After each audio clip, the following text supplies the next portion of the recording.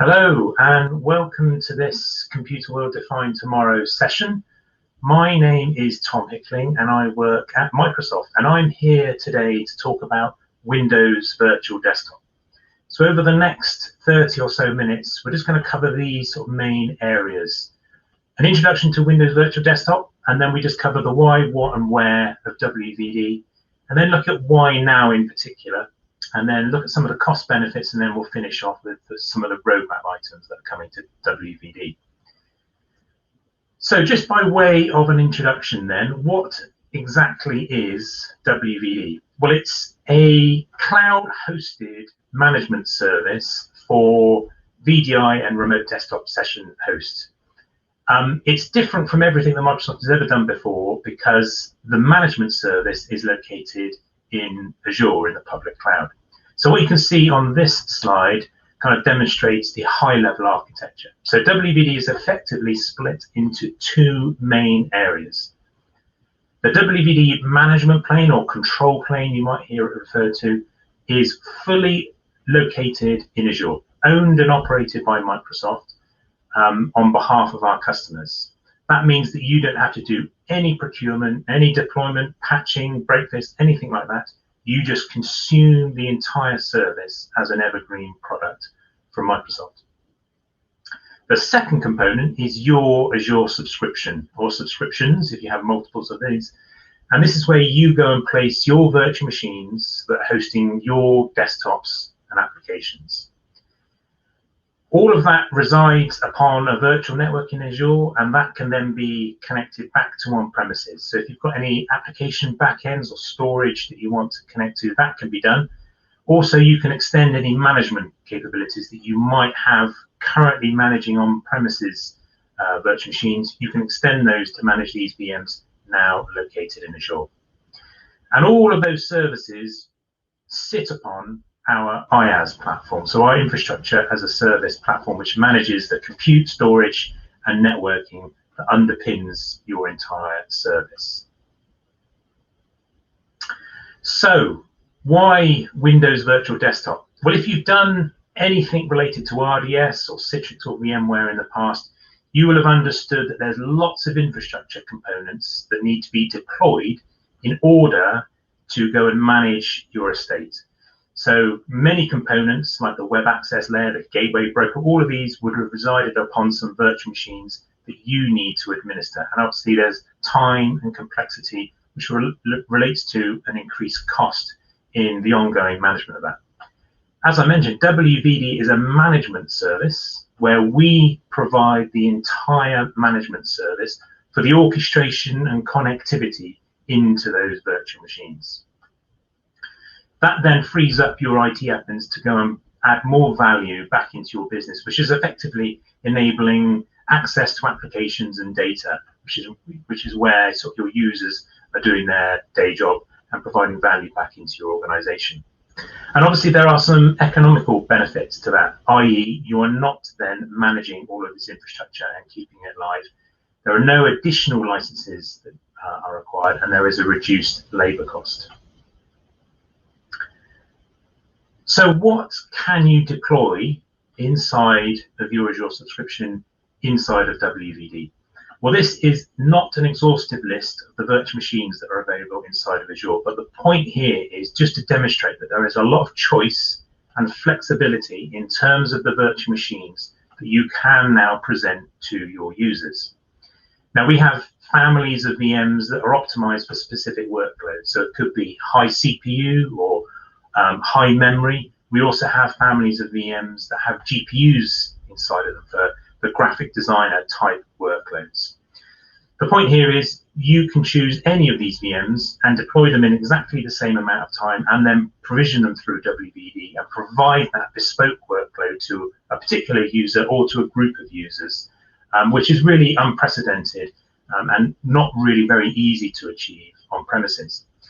In addition, there are no upfront costs. So we only charge you when the VM is deployed and only the seconds that it's powered on.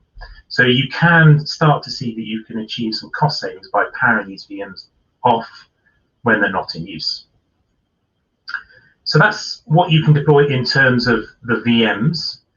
And like I said, lots of choice, lots of flexibility. Inside of these VM families, there's lots of what we refer to as t-shirt sizes, so sometimes up to 15 individual VM sizes within one family alone.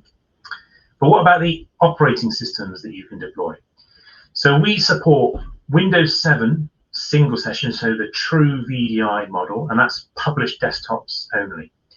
And from the 14th of January 2020, we are also providing free security updates for Windows 7, obviously, because it's gone end of life. But if those VMs are located in Azure, we will provide those security updates. We also support Windows 10 single session, as well as a new capability that's a part of WVD called Windows 10 multi-session, which is effectively the scaling capabilities that's only been available inside of Windows Server in the past, but combined with the user experience of Windows 10. And then every flavor of Windows Server RDS from 2012 up. And all of those, besides Windows 7, we can publish both published desktops as well as published apps directly. So that's what you can deploy. Now, where can you deploy WVD? Well, this is a chart of our Azure regions, of which we've got around 64 currently. So you can deploy your VMs into any of those blue dots located across the globe. The red dots represent the WVD control plane, and in particular, the gateway location. So these are dotted around a number of Azure geographies, and they are deliberately placed to large populations of users, such that the traffic that flows from your end device through to the VM that's located in one of those blue locations is flowing through a gateway that's very close to your users, as well as to those virtual machines. So the more of these there are, obviously the reduced latency there will be based upon the location of your users. So again, if you did have users distributed around the globe, you've got a lot of choice about the placement of the VMs, which is always down to you, and then also the traffic flowing through a managed WVD service. So is this a new service? Well, WVD itself is a new service, but it does have a long history. So way back in the day, Terminal Services was released in around 1998, and that was a feature of Windows Server or Windows NT4 back in the day. But that rich heritage has grown since that point. So from Terminal Services, and then we released Remote Desktop Services. And then approximately 9 years ago, we released a product called Azure Remote App, which is our first steps to moving RDS up into Azure.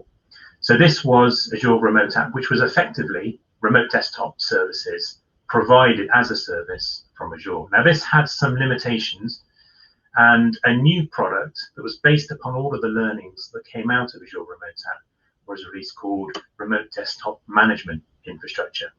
And that was previewed internally in Microsoft as well as some partners. The net result of that was Windows Virtual Desktop, which is now the culmination of all of those learnings over the last 20 odd years, as well as some specific learnings about how we can run end user computing and the VDI type workload from Azure. So that's the heritage. However, Windows Virtual Desktop is not just the next VDI service. It's not also just the next version of RDS coming from Windows Server. And why can we say that?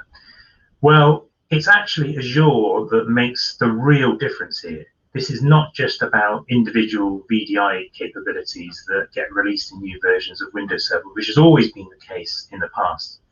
But rather, the point here is, what can a global hyperscale cloud such as Azure bring to the virtual desktop use case, both now, but also in the future? So both Microsoft, as well as a massive community of partners, are releasing lots of updates, both into Azure, but also into the WVD product itself. And that's really illustrated here in this slide. So this is going back to our control plane, where all of those individual components reside. So these are the things that customers would have deployed manually themselves on top of lots of virtual machines. Now, in WVD, this is definitely not a whole load of Windows servers running those same RDS roles. But rather, what we have done is we've effectively taken the code and updated it, modernized it, and placed it upon Azure App Service. And Azure App Service is a primary citizen in terms of Azure services, and it's a global web hosting platform. And we've got lots of customers whose their entire business is based upon a Azure App Service website that's hosting, an e-commerce website, which is their entirety of their business. So it is a true tried and tested platform. The point here is WVD has evolved our capabilities away from just being dependent upon Windows Server to now take advantage of services from Azure, which will obviously grow at a far quicker cadence than the Windows Server ever could. So that then asks the question, why the need for cloud delivery? Now, this is by no means an exhaustive list, but this just illustrates the updates that are applied into both Azure and to WVD themselves, just to illustrate the cadence at which new capabilities drop into the platform that our customers that are using WVD can take advantage of in relation to both Azure, but also the WVD service itself. So why Windows Virtual Desktop at this particular point in time now? Well, many customers, maybe much like yourselves, have been doing the virtual desktop use case within their own environment for many years. And the remote working capability has always been one of the probably the top 3 reasons why any customer would ever deploy any type of remote desktop solution. However, what we typically see is that the remote working use case tends to be quite niche, and it's not used extensively within the organization. So it might be executives, it might be those that are actually doing a lot of travel, or it might be for IT support purposes. They typically tend to restrict remote working, or have done, I should say, to those types of use cases. However, as we know now in particular, work is something that you do. It's not a place that you go to. It's not related to a specific building that you might occupy. So what organizations have been forced into doing during the coronavirus pandemic is actually to really make use of their remote working solutions. And we've probably seen far more digital transformation in the first 2 or 3 months of the coronavirus pandemic than we have in the last 2 or 3 years.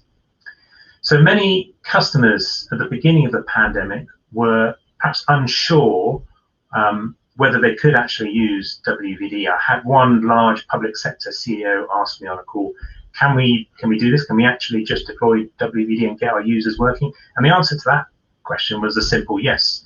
You can just go and start and deploy this inside of your Azure subscription, and it is surprisingly easy to get yourselves up and running. And I've also seen many customers running into problems that might be related to other remote working type of solutions, specifically VPN solutions. Not that there's anything wrong with those in any way, but many of these are either license or bandwidth bound, and they need to go through a process to go and procure and deploy more licenses, maybe deploy more physical devices in order to support the additional user load. Whereas with WVD, all that is needed is an Azure subscription, and you can just start deploying your infrastructure into that subscription with no hardware purchases, and customers can get up and running very, very quick, and they can start with a sort of a minimal Azure subscription and expand their infrastructure to support their users with the confidence that Azure will be able to scale out for their user demands. And we have quite a long list of customers who have already deployed WVD as a direct result of coronavirus, but also some before, and their businesses have been providing some real essential services back into the community. So let's change tack a little bit and just look at some of the cost benefits that come with WVD.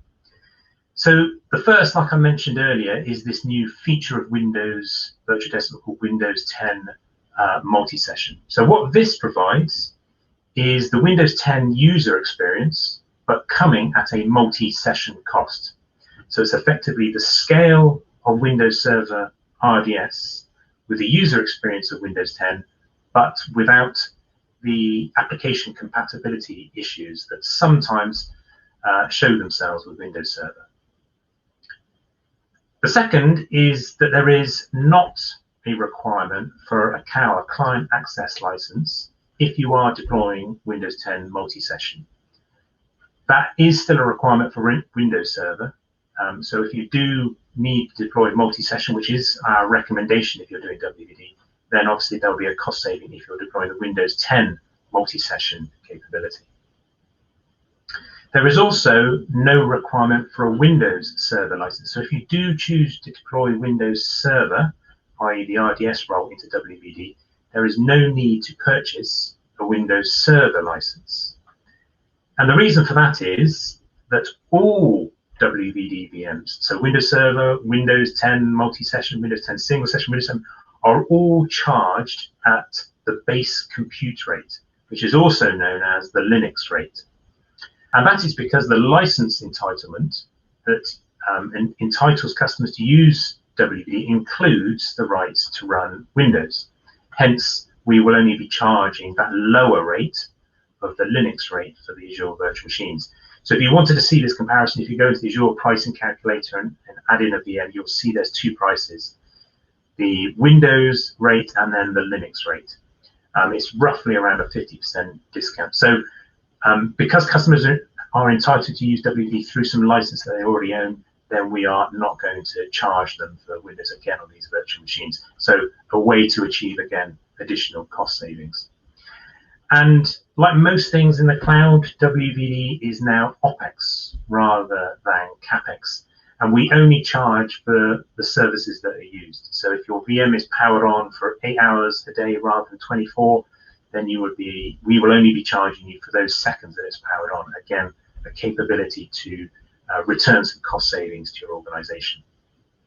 And like I've also alluded to, this management service, the orchestration, the connectivity, is all provided as a service and is entitled through licenses that you already own.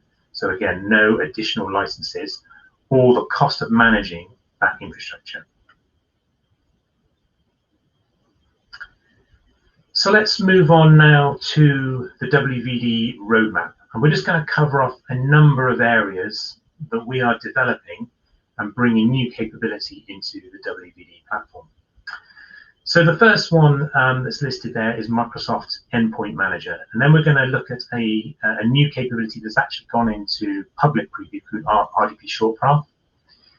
And then a couple of others. So screen scraping protection, VM auto start on connect, and we'll finish with this capability called MSI App Attach.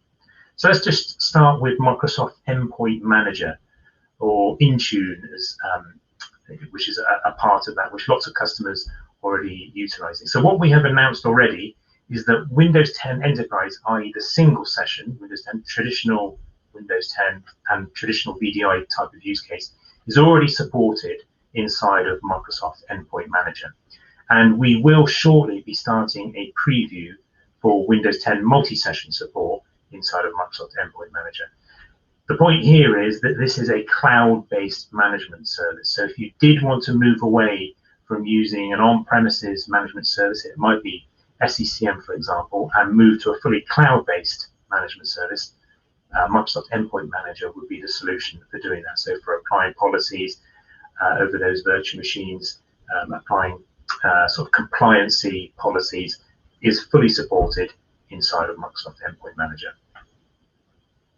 What we have very recently announced is this capability called RDP Short Path. Now, the current mechanism for connecting into a virtual machine is, like I showed on that picture of the globe, and going through the Windows Virtual Desktop Remote Desktop Gateway. So this is the command through which the RDP traffic flows from your end device through to the virtual machine. What RDP Short Path will bring is this capability of connecting directly from your client device across a managed network up into that virtual machine. The idea here is that our managed networks, be that express route, which is really our recommendation, or a VPN, should have lower latency than connecting across the internet, It also completely bypasses our management plane for the RDP traffic. So what will actually happen is our client on the end device will start up. It will authenticate your users through the management plane, and there will be an element of brokering communication that goes via our management plane in order to establish or to determine which virtual machine the users should connect to. And if the client then detects that ExpressRoute is in place, it will then establish that correct connection through ExpressRoute up into that virtual machine. In addition to that, in addition to the sort of more optimized network path, we are also introducing UDP support at this point, which is a far more efficient protocol for this type of traffic. So we should see significant, or you should see significant reductions in sort of the round trip time from your client to that virtual machine.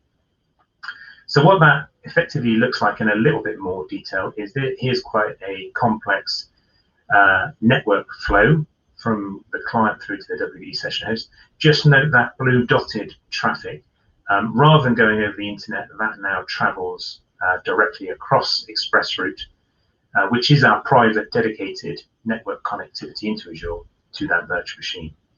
Now, I mentioned UDP. We've actually introduced a new protocol called the URCP, so Universal Rate Control Protocol, which actually sits on top of UDP. This was developed by Microsoft Research Laboratories, and it really enhances UDP with active monitoring of real networking conditions, and then goes on and provides fair and full link utilization of that network. So it operates at low delay and low loss levels, which is really a component that's needed by the remote desktop protocol. So URCP on top of UDP will achieve really the best performance that's possible by dynamically learning the network parameters that's relevant to your network, and providing that protocol with rate control mechanisms. So not only are we providing additional benefit by bypassing the internet and bypassing our management service, we're introducing this new protocol to further enhance that network or the end user experience connecting over the network. And what we have seen is as you would imagine, a significant reduction in that round trip time. So on the left here, this was connecting through to a WVD VM in Azure through our management plane using TCP, and we were seeing a round trip time of 29 milliseconds. So not massive, but with the introduction of RDP Short Path, that has effectively reduced by 2/3. And as it says, they're using the UDP transport protocol. The next item on the roadmap is a new capability called Antiscreen capture protection. So the idea here is to prevent users from being able to run up the snipping tool, for example, and taking a screen grab of what's happening in that session and then using that. So it's not just screen scraping. So applications such as Teams, and WebEx, and Zoom can all be used either accidentally by users to take screenshots, but also any sort of malicious software can potentially take screenshots of an entire screen and then pass them back to what could be a potential attacker. So things like the PCI security standards require protection against unauthorized viewing and copying of what might be governed data within your organization. So what we are announcing by part of this is we are launching this support for protecting that content inside of a remote session. So organizations can enforce this via group policy and know that they will be able to restrict the copying of confidential or proprietary information by preventing it from being copied in the first place off of that remote session. So with this enabled, what users will see is what you can see here in this screen. So they will, if they're running the snipping tool, the remote session will effectively show a black screen, and then that screenshot will just show a black area that would have been the remote desktop session. So now they cannot then either use that or send that back to a malicious attacker, or it will be useless information.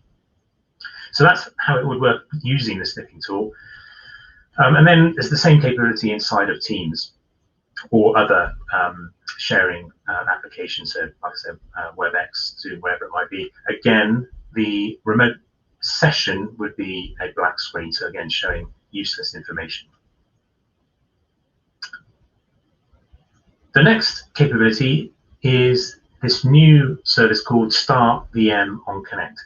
Now, what this will do is enable users to start their WVD VM at the point that they require it. So this really aligns with our capability of only charging customers for the seconds that the VM is powered on. Now, we have some auto-scaling capability that puts the power into the hands of IT to go and automate the powering on and powering off of the virtual machines inside of WVD. Now, what that means is that IT needs to predict when a user is likely to log in and then power the VM on 10, 15 minutes, whatever it might be, prior to that time. However, if the user was early, or in more cases, if they were turning up late, IT has powered that VM on and it's then running with no user connecting to it. So what this does is it provides the capability to the user. So when they launch the client, they will then be able to start that virtual machine if it's powered off. So what this means is that organizations can achieve the maximum cost savings by not having to predict when the VM should be started, and then maybe wasting what could be minutes, hours when the user's not using it. So a user might start at lunchtime, they might be having a half day. So rather than that VM being powered on at 8 or 9 in the morning, they would turn up at 12, and in the client just click on their VM or the icon for their VM, and that will then make a REST API call into Azure to go and power that virtual machine on, and then they'll be able to connect to it. The last item on our roadmap is a new capability called Msix App Attach, which should be coming quite shortly into the Azure portal. Now, if anybody's done this type of workload before, you will have understood that the user profile and applications are very, very closely linked or coupled to the operating system and thus to the virtual machine that's residing upon. The nirvana has always been to try to isolate both the profile and the applications from the VM so they can be consumed from any VM on any given day that the user decides to log in. Now, we can achieve that for the user profile through a product called FSLogix, which is part of the WVD service. So this isolates the user profile onto a VHD, which is then mounted to any VM that the user logs into, and their persona is then brought back in, so their experience stays the same. But what about the applications? Can we isolate the applications from the operating system in a similar manner that we do to the profile? Well, this is where Msix App Attach comes in. Now, Msix App Attach is itself a combination of two different capabilities. Msix, which is Microsoft's new packaging format, which kind of replaces all of the various packaging formats that predate it, and App Attach, which is a WVD-specific component for the mounting of VHDs that contain applications. So what this effectively looks like is this, this slide here. So a user will authenticate to WVD and will attain the WVD resource feed, which will present them with some icons that then go and launch for their resources. That connection is brokered through our management plane, and they are then connected to that virtual machine. At the same time, their user profile is pulled in from FSLogix and presented on that VM, bringing in their user persona to that virtual machine. WVD at the same time will read the applications that have been assigned to them using App Attach, and in like manner to the profile will also mount the VHDs that contain the applications that this user has been provided. So what does that actually look like? Well, this is just a very quick video of the mechanics of how this works. This is absolutely not the user experience, but this is just to demonstrate the capability within the platform that enables App Attach. So I'll just play this video. The first thing to note here is that Power BI is not installed on this virtual machine. So I do a search and it's not there. I then come to PowerShell and run a script that mounts this VHD. You'll see a new disk has been mounted in this VM.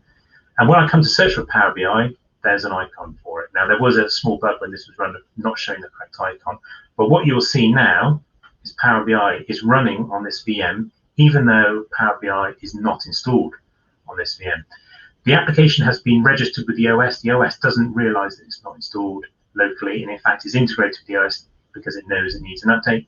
And once Power BI is launched, the user cannot tell that this is not installed locally, and it behaves exactly like Power BI would. And then I just come and run a separate script to detach that VHD. That's now gone. When I come to look at Power BI, there is no remnant whatsoever of Power BI having ever been present on this virtual machine. So what this really enables is the concept or the paradigm of cattle class virtual machines. We don't really care too much about the virtual machines because they don't have anything specific on them anymore. There aren't individual VMs with individual applications for individual users or groups of users. Now, like I said, that is the not the user experience. What's shortly coming in preview is integrating MSIX into the Azure portal. So what you can see here is a WVD host pool. I've already got some MSIX applications attached using App Attach. All I need to do to add a new one is click on Add, and then there's this new dialog will come up where I can go and search for my VHD that contains this application on storage that's located in Azure, and then switch this to active. That will then register this application with the host pool. The second task is to go to my application group, where I would then add this specific application into the application group, which would then present the icons on that virtual machine to the user.